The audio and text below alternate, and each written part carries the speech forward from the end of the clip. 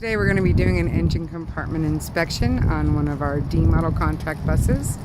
So the first thing we're going to do, step over here to the junction box. We're going to make sure that the engine enable switch is off and that the front and rear start is in the mid position so that the coach cannot be started while we're back here working in the area.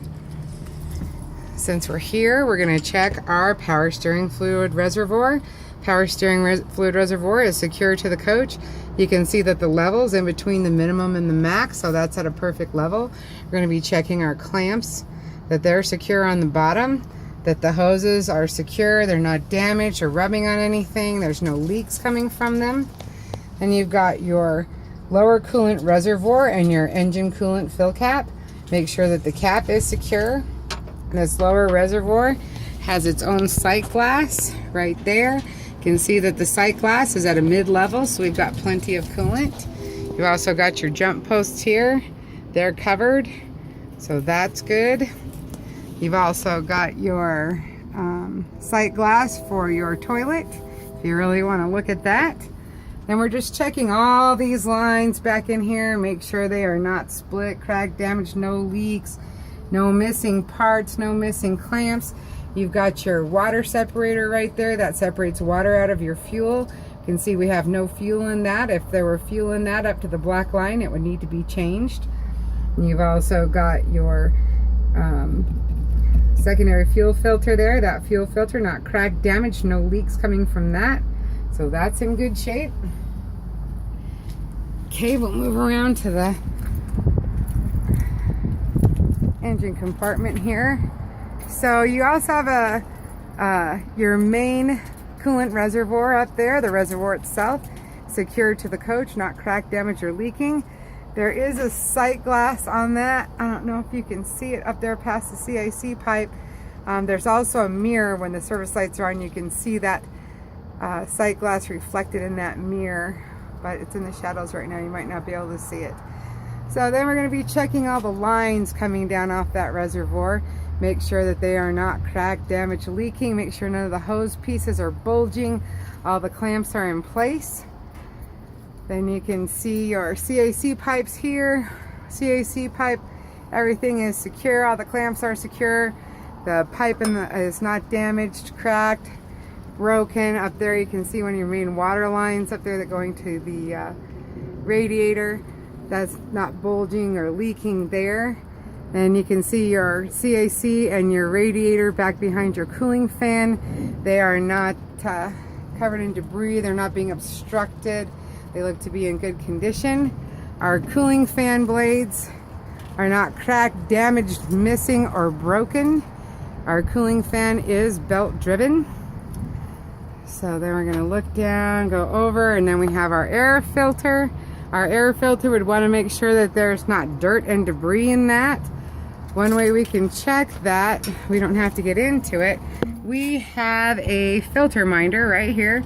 You can see the filter minder, and there's no, the little yellow plunger is not up to the red. If the little yellow plunger were up to the red there, then we would have too much debris and dirt in our air filter to make it work properly. Okay, coming back here, we have our tensioner for our cooling fan belt right there. It comes down to this pulley here. So when the engine wants to engage the fast drive on the fan, this tensions up and moves over, puts tension on this cooling fan belt. Then we have our oil dipstick right there, engine oil dipstick. So we'd be pulling that, checking that for a proper level. Make sure that the oil is not sticky or burn smelling and does not smell of fuel and is at the proper level. And then we already went over, we have our water separator again. We have our engine oil fill cap. We'd want to make sure that that cap is secure. There's nothing leaking from there. And we want to come down, check this belt. That's our cooling fan belt. It is not frayed or cracked, no pieces missing, not damaged, not being eaten up, sitting on the harmonic balancer correctly down here. And then you have your serpentine belt. Serpentine belt is not cracked, damaged, frayed, no missing teeth. You can see you've got a little bit of wear on the outside of the belt there. That's kind of common with these DD13 engines. And so the serpentine belt drives our alternators. So our alternators are belt driven and air cooled. So you want to check the alternators, make sure the fans are in good shape, make sure that the belts are riding the pulleys correctly. And you'd want to look and make sure to check all your wiring back in there. Make sure your wiring's not bare, not showing any signs of wear. The alternators are properly secured to the coach, and the wires are properly secured to the alternators. So then we have our tensioner pulley for our serpentine belt. Tensioner pulley is not cracked, damaged, broken, or missing. And then you've got the belt. This is the belt that drives the water pump. This is your water pump pulley on this coach. Water pump is belt driven. And you've got your harmonic balancer. Harmonic balancer is not cracked, damaged, broken, no leaks from the main seal. Everything looks to be in order there. We've got 1, 2, 3 idler pulleys. We want to make sure those are all in place and not missing. If you were to lose one of these, this automatic tensioner pulley would take up the tension for it.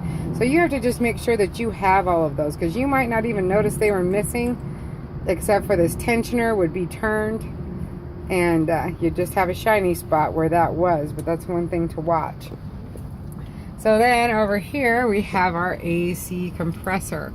Our AC compressor is belt driven. You want to make sure you don't have any leaks from the front seal here. Make sure the belt is in good condition. You also want to check the oil level right there at the sight glass. Make sure that you have a proper oil level, and we do. You also want to make sure this belt is not split, cracked, damaged. It has its runner pulley right here. It also has this guard in place right down here. I don't know if you guys, there you go, you can see it there. The guard in place. Make sure the belt has no missing teeth, no more than 1/2 inch to 3/4 inch play. And that goes for your serpentine belt and your fan drive as well. And you want to check your motor mounts, the ones that are visual to us.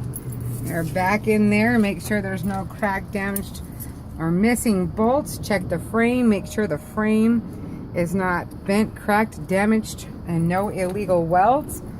You've got your air compressor right here. Air compressor is not cracked, damaged, broken, properly secured to the coach. Our air compressor is gear driven.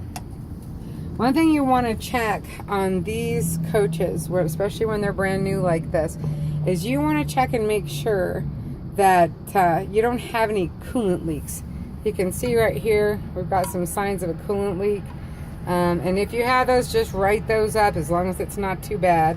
Here again, we got another one of our motor mounts down there. And then you can also see your exhaust down in there. The exhaust, no black soot, indicating that you've got an exhaust leak. And we're coming around to the other side over here. And you can see we've got a little bit of a coolant leak here. It's not major. We might have had one over there. So we're going to check this compartment. This is your transmission dipstick. The proper time to check the transmission dipstick is when the coach is running in neutral with the fast idle off. We check it before we started just to make sure we actually have transmission fluid.